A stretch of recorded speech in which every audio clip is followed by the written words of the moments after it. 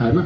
तो उस दिन हम जो अलार्म डाल के सोते हैं, भले ही रोज 8 बजे उठता है बंदा, 10 बजे उठता है, लेकिन उस दिन हम अपने अनकॉन्शियस माइंड को बार बार ये मैसेज देते हैं कि मुझे सुबह 6 बजे ट्रेन पकड़ना है। तो आप देखते हैं 5:45 आपकी नींद खुल जाती है बिना अलार्म के।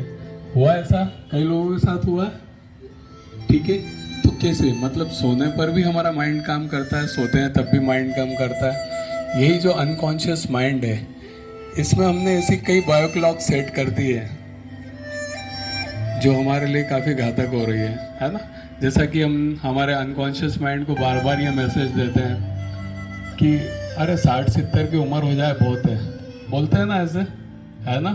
शरीर उसी तरह काम करने लगता है। 40-45 के बाद हमें बीमारियां पकड़ने लगती है, शुगर, बीपी, थायराइड।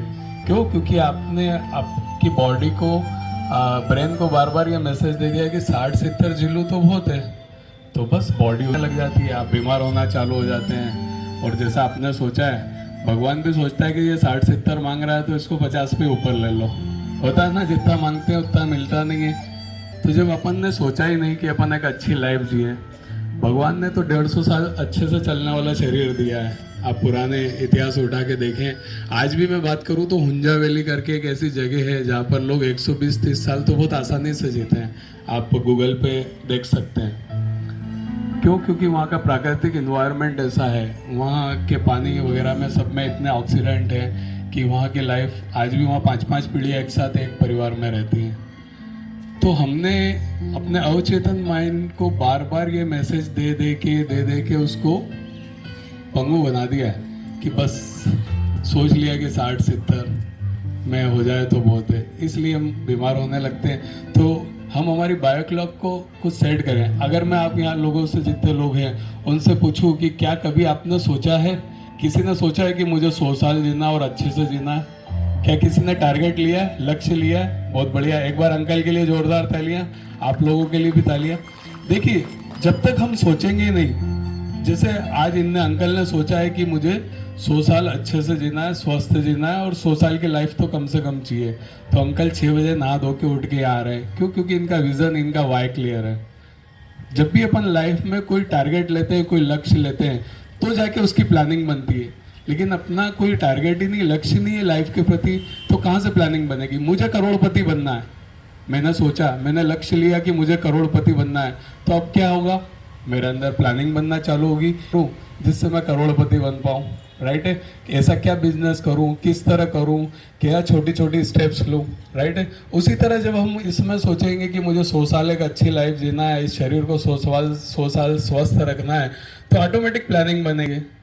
एक तो मुझे व्यायाम करना चाहिए, मेडिटेशन करना चाहिए, अच्छा आहार लेना चाहिए, राइट है। समय समय पर मुझे ध्यान देना चाहिए कि मेरे अंदर कोई बीमारी तो नहीं बन रही है, राइट है। प्रिवेंटिव चेकअप्स में करा के देख सकता हूँ कि मेरे अंदर कोई कमी तो नहीं चल रही है, तो प्लानिंग बनती है, राइट है। लेकिन जब किसी ने सोचा ही नहीं, तो क्या कोई प्लानिंग बनेगी?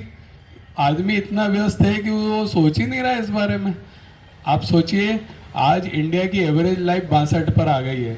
20-20 साल के बच्चों को हार्ट अटैक आ रहे हैं। जानते हैं आप क्यों? क्यों ऐसा क्या गलत कर रहे हैं हम कि इतनी जल्दी मर रहे हैं हम? जापानीज सबसे आगे हैं हेल्थ में, आज भी उनकी एवरेज लाइफ 92 ईयर्स है। हिरोशिमा, इस तरह के वर्ल्ड वॉर के बाद भी उन्होंने अपनी हेल्थ को मेंटेन करके दिखाया। उनका आहार, उनकी एक्सरसाइज, जापानीज को स्टडी करें आप तो पता लगेगा कि उन्होंने कितना अपने खान पान में और सब चीज़ों में बदलाव कर रखा है। हम इंडियंस क्यों नहीं कर पा रहे हैं? क्या कारण है कि हम डेली अपनी लाइफ को गिराते जा रहे हैं? आज 62 ईयर्स पे लेके आ गए, और वो दिन दूर नहीं कि अगले 15-20 सालों में इन चाइनीज़ पिज़्ज़ा बर्गर की वजह से हम 40, 20 या 25 पर ही सिमट जाएंगे। ज़रूरत है बदलाव की, बहुत बड़े बदलाव की, चिंतन की, मनन की, कि हम एक अच्छा जीवन जी पाएँ। और ये शरीर जो हमें मिला है उसको, जो 100 साल के लिए तो कम से कम माने इसको। मानते हैं आप कि 100 साल तो जी सकते हैं आसानी से? मेरी दादी 102 साल में एक्सपायर हुई थी अभी 2019 में, आसानी से, बहुत अच्छे, आखिरी तक काम करते हुए रही हूँ। मतलब ऐसा नहीं कि बेड पे रही, स्वस्थ रही। बस आखिरी में एक ही बात होती है मेरी नानी, मेरी दादी, इनके साथ हुई कि हिप जॉइंट का बॉल टूट जाता है और वो बेड पे आ जाते हैं, ध्यान नहीं देते हैं, गिर जाते हैं और हिप जॉइंट का बॉल जाता है। अधिकतर ओल्ड एज में मैंने एक ही बात देखी है, डेथ ऑफ कॉज केवल ये हिप जॉइंट का बॉल रहता है। ये टूटता है, बेड पे आता है, बेड सोर होते हैं, बहुत बड़ी बड़ी तकलीफें होती है क्योंकि 100 साल की उम्र में ऑपरेशन पॉसिबल नहीं होता है। तो हमें कैल्शियम का ध्यान रखना है, अपनी बोन्स मजबूत रहे, आगे चल के अपने को ये अपना हिप जॉइंट का बड़ा ध्यान रखना है अगर एक अच्छी स्वस्थ लाइफ जीना है, बेड पे नहीं आना है। तो मेरा यही कहने का मतलब है कि अपनी बायो क्लॉक ऐसे सेट करें, अपन ऐसा लक्ष्य लें कि मुझे 100 साल, अपने अवचेतन माइंड में ये तो डालो, 60-70 डालोगे तो बस बॉडी वैसा ही रिएक्ट करेगी। तो थोड़ा इस तरह की सोच में चिंतन लाओ, मनन लाओ और अपनी बायो क्लॉक को अच्छे से अच्छा सेट करो और पॉजिटिव सोचो, स्वस्थ रहो, मस्त रहो। एक छोटी सी कविता से मैं आज की बात को ख़त्म करूँगा कि मेरे हालात पे हंसने वाले, कि मेरे हालात पे हंसने वाले, ये ना सोच लेना कि मैं कमज़ोर हूँ। ये तो वक्त वक्त की बात है, कभी दिन है तो कभी रात है।